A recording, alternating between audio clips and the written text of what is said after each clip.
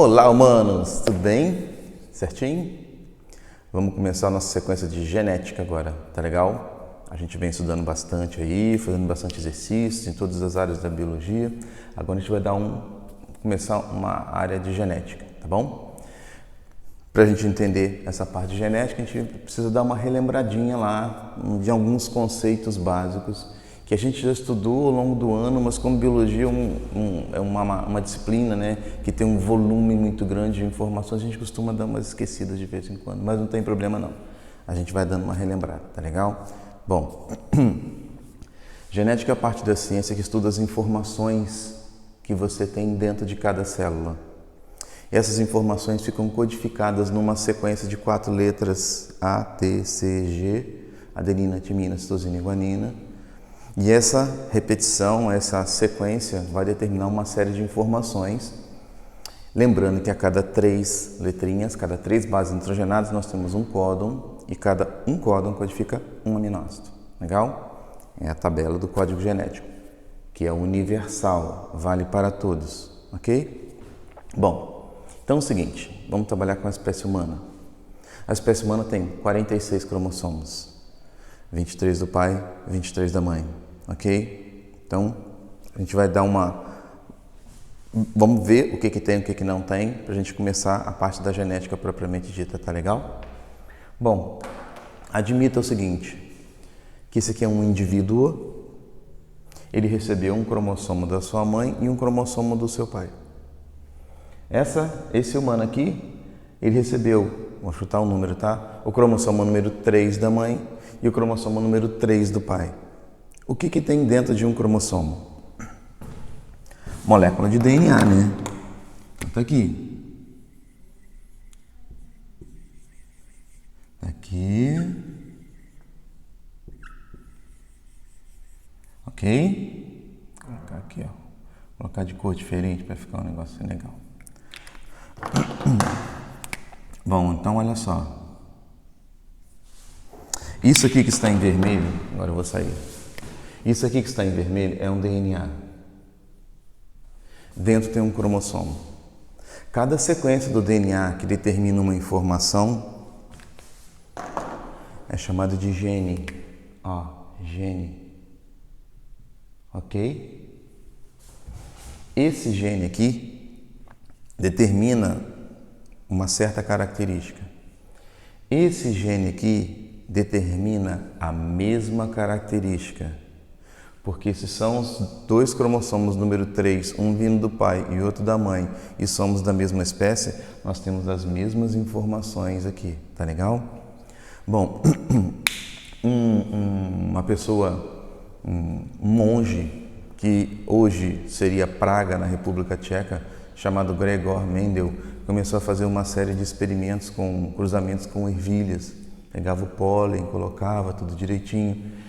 E ele começou a perceber que quando você misturava esses pólens no caso dele, ervilhas diferentes cores, diferentes texturas, algumas características que ele selecionou, algumas características se perdiam em uma geração e outras não, e ele começou a elaborar suas ideias, que esses cruzamentos poderiam facilitar ou dificultar a vida desses vegetais.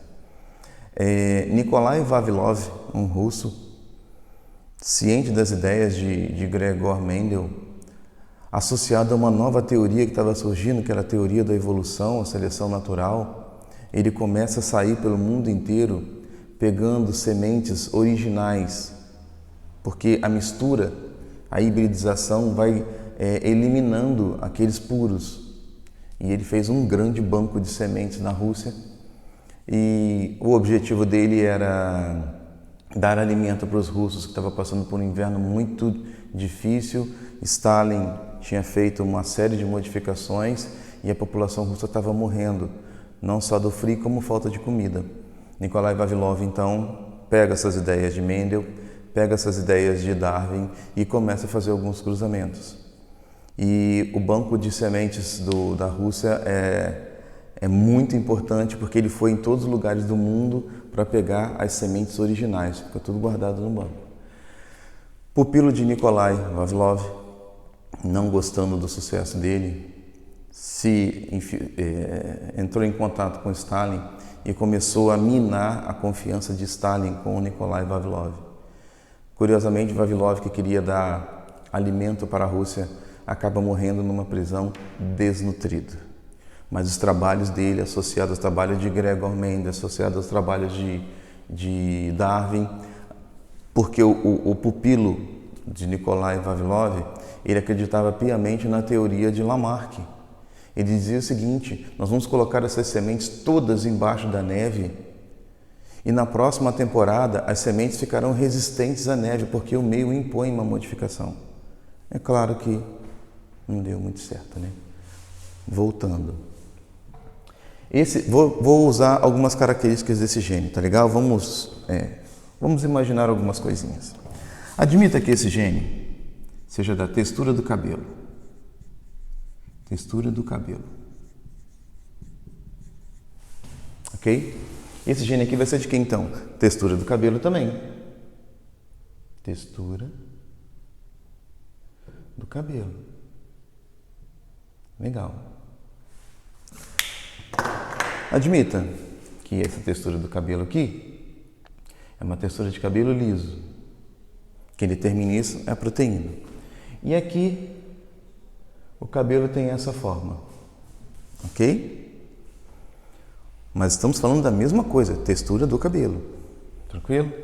Bom, vamos imaginar alguns números, tá? Admita que para formar o cabelo são necessárias 1000 proteínas. 1000 proteínas. Vou colocar 1000 pequenininho mesmo, tá? Esse gene aqui consegue produzir esses 1000 muito mais rápido do que esse gene produz esses 1000. E existe um mecanismo seguinte, cara, chegou a 1000 para a produção, o gene é desligado, o mecanismo de feedback. Então, se esse aqui consegue produzir 1000 proteínas muito mais rápido que esse, antes desse aqui começar a produzir, já tem 1000. Então, os genes são desligados. Então, esse gene aqui, como ele produz proteína mais rápido que esse daqui, ele vai ser chamado de gene dominante. Esse gene dominante, vou usar a letra A, né? Representar com uma letra maiúscula, segundo as leis de Mendel, e aqui eu vou representar com uma letra minúscula. Então, um gene é dominante sobre o outro quando ele consegue sintetizar mais proteína, no caso da textura do cabelo, ok? Então, nós vamos trabalhar sempre com duas letras, genes, porque um vem do pai e outro vem da mãe. Se eu estiver trabalhando só com um gene, eu estou falando de um gameta. Se eu estiver trabalhando com duas letrinhas, eu estou falando de uma célula somática, ok? Bom, para isso daqui eu preciso ter alguns conceitos. Vamos para os conceitos? Olha só. Vou colocar aqui. Conceitos.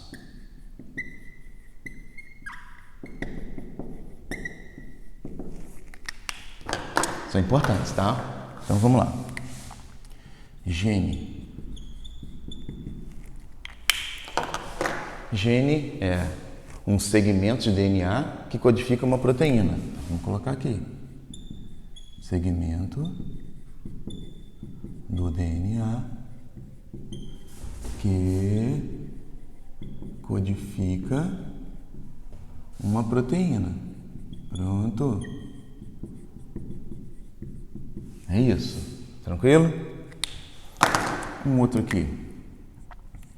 Genes alelos.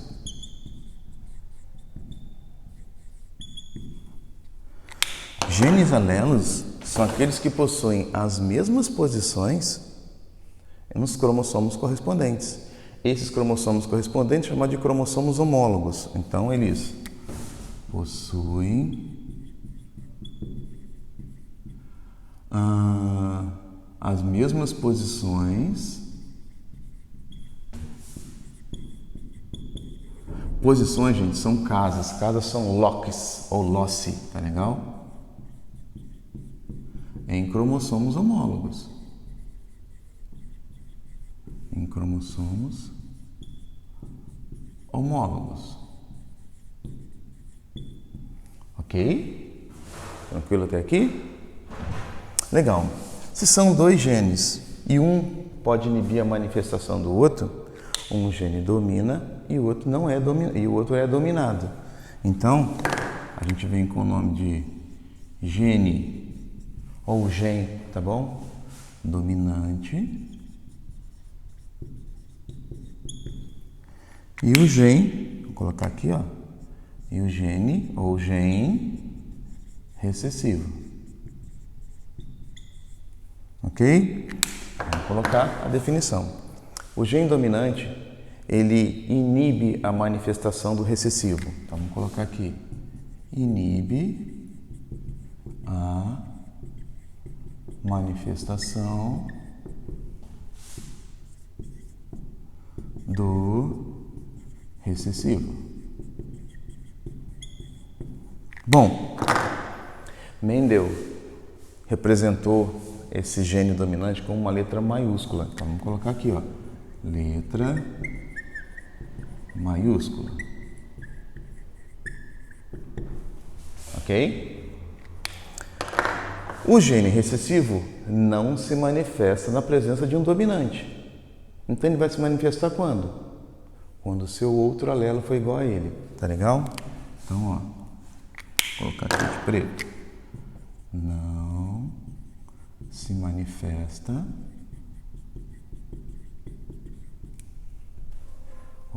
não se manifesta na presença de um dominante. Isso. Mendel, então, vai representar com uma letra minúscula.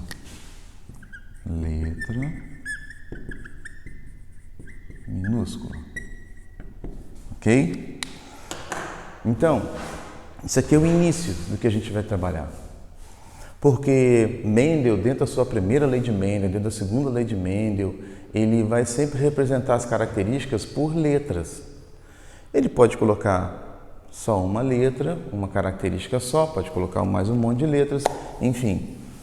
Então, nós temos aqui, olha, cada lado de cá, cromossomos homólogos, porque os genes são alelos, paralelos, mesma posição, tá legal? Se aqui fosse a casa número 256, aqui também seria uma casa número 256. Essas casas são chamadas de locus gênicos ou loci, tanto faz, tá legal? Coloquei loci aqui, vou colocar locus. Chama de locus gênico, tá bom? Daí vem o nome localização, localidade, locus, tá legal? O ponto. Esse gene, ele tem um sequenciamento de DNA, aí entra a engenharia genética para saber o seguinte, esse gene aqui, ele determina qual característica. Se for, essa característica dá para mudar? Se mudar essa característica, a gente consegue melhorar a vida da pessoa? Aí o nome disso, dentro da bioengenharia, é terapia gênica. Então, a partir desses estudos de Mendel, que ficaram engavetados por mais de 50 anos, porque eram as ideias tolas na época, e eles não tinham conhecimento de DNA, só a partir do momento que vem o DNA, que eles pegam as ideias de Mendel de novo, resgatam, pegam as ideias de Darwin, e aí vai sair lá o neodarwinismo, que vai fundamentar, vai corroborar as ideias de Darwin, tá legal? Bom, acompanhe a gente no próximo vídeo. A gente vai continuar esses conceitos aqui para a gente poder entrar naqueles cruzamentos básicos. Tá legal? A gente se encontra aí depois, humanos. Falou!